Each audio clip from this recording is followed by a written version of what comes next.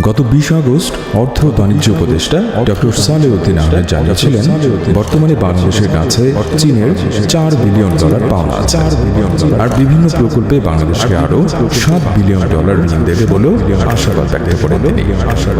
অর্থাৎ বাংলাদেশে চীনা ঋণের পরিমাণ বাড়ছে দিন দিন।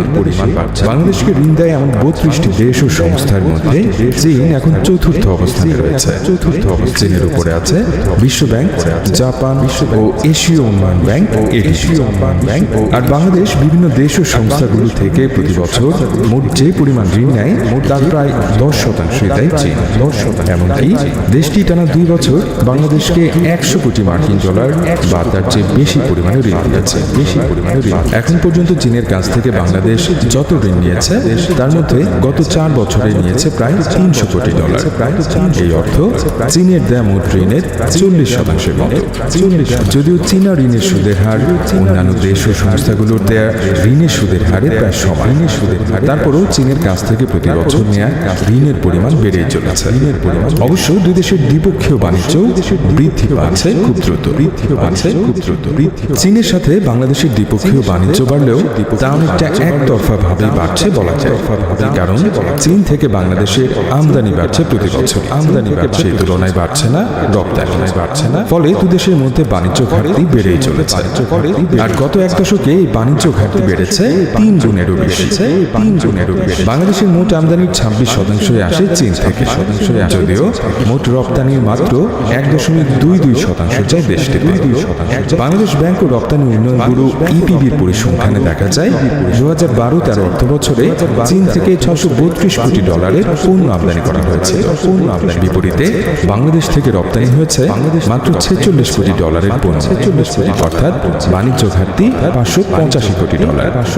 এর 1 দশক পর 2021-22 অর্থ বছরে চীন থেকে আমদানি করা হয়েছে $1935 কোটি পণ্য, অথচ এই সময়ে দেশটিতে বাংলাদেশ থেকে রপ্তানি হওয়া পণ্যের অর্থমূল্য ছিল মাত্র $68 কোটি। সবশেষ 2022-23 অর্থ বছরে চীন থেকে আমদানি কিছুটা বেড়েছে, পণ্য আমদানি হয়েছে $1981 কোটি, তবে রপ্তানি ছিল সেই $68 কোটি। সেই হিসেবে চীনের সাথে বাংলাদেশের বাণিজ্য ঘাটতি $1900 কোটি বেশি, অর্থাৎ 1 দশকে বাণিজ্য ঘাটতি বেড়েছে 3 গুণেরও বেশি। সরকারি পরিসংখ্যান অনুযায়ী চীন থেকে আমদানি করা পণ্যের মধ্যে রয়েছে সয়াবিন তেল ও পাম অয়েল, গম, প্রকৌশল যন্ত্রপাতি ও যন্ত্রাংশ, তুলা, ইলেকট্রিক্যাল যন্ত্রপাতি ও যন্ত্রাংশ, বোনা কাপড়, কৃত্রিম তন্তু ইত্যাদি। বাংলাদেশের পোশাক তৈরির বেশিরভাগ কাঁচামালও আসে চীন থেকে।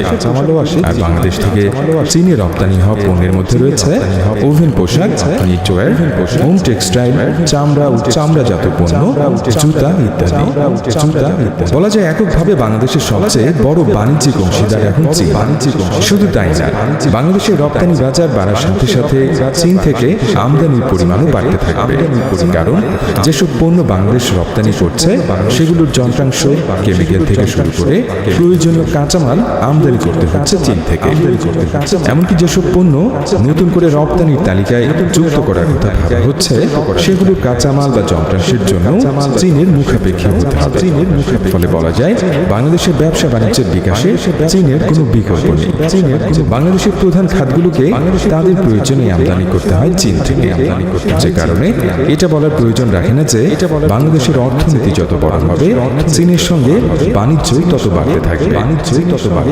এদিকে 2015 সালে চীন কয়েকটি স্বল্পোন্নত দেশে তাদের পণ্যের 97% পর্যন্ত বাণিজ্য সুবিধা বাড়ানোর প্রস্তাব দেয়।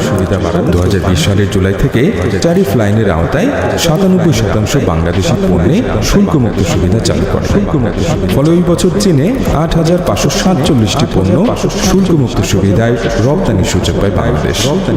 আর 2022 সালেই চীন তার বাজারে বাংলাদেশকে 99% পণ্যে শুল্কমুক্ত সুবিধা দেয়।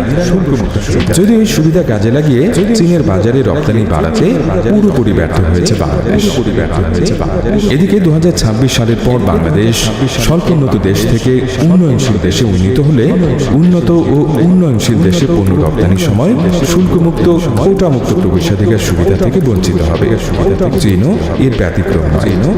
তবে 2026 সালে স্বল্পোন্নত দেশের তালিকা থেকে বাংলাদেশ বের হওয়ার আগেই চীনের সাথে এফটিএ বা মুক্ত বাণিজ্য চুক্তির বিষয়ে আলোচনা চলছে। এই চুক্তি হলে বাংলাদেশ ও চীনের মধ্যে বিশাল বাণিজ্য ঘাটতি কমে আসবে বলেও মনে করা হচ্ছে। এবার আসা যাক বাংলাদেশে চীনা বিনিয়োগের কথায়। 2018 সালে বাংলাদেশে $1.03 বিলিয়ন বিনিয়োগ এসেছিল চীনা বিনিয়োগকারীদের কাছ থেকে। কিন্তু 2019 সালেই তা কমে যায়। ওই বছর বিনিয়োগ আসে $626 মিলিয়ন। করোনা মহামারীর সময় অর্থাৎ 2020 সালে তা আরো কমে মাত্র $51 মিলিয়ন নেমে আসে। অবশ্য 2021 সালে এই অবস্থার কিছুটা উন্নতি হয়। ওই বছর চীন থেকে বিনিয়োগ আসে $408 মিলিয়ন। পরবর্তী বছরগুলোতে বিনিয়োগের পরিমাণ আরো বাড়ার আশা করা হলেও 2022 সালে চীনা বিনিয়োগ কমে $187 মিলিয়ন নেমে আসে। 2023 সালে বিনিয়োগের পরিমাণ কিছুটা বেড়ে $260 মিলিয়ন পৌঁছায়। অর্থনৈতিক সম্পর্ক বিভাগের তথ্য অনুযায়ী স্বাধীনতার পর থেকে 2021-22 অর্থবছর পর্যন্ত দেশের বিভিন্ন খাতে ঋণ ও অনুদান হিসেবে মোট $1077 কোটি বেশি অর্থ বিনিয়োগের প্রতিশ্রুতি দিয়েছিল চীন। তবে এর মধ্যে অনুদান হিসেবে এসেছে খুব সামান্য। সিংহভাগই দেওয়া হয়েছে ঋণ হিসেবে। বাংলাদেশে গত এক দশক ধরে বড় বড় বেশ কিছু প্রকল্প বাস্তবায়িত হতে দেখা গেছে। কোনো প্রকল্পের বাস্তবায়ন শেষ, কোনোটা শেষের পথে।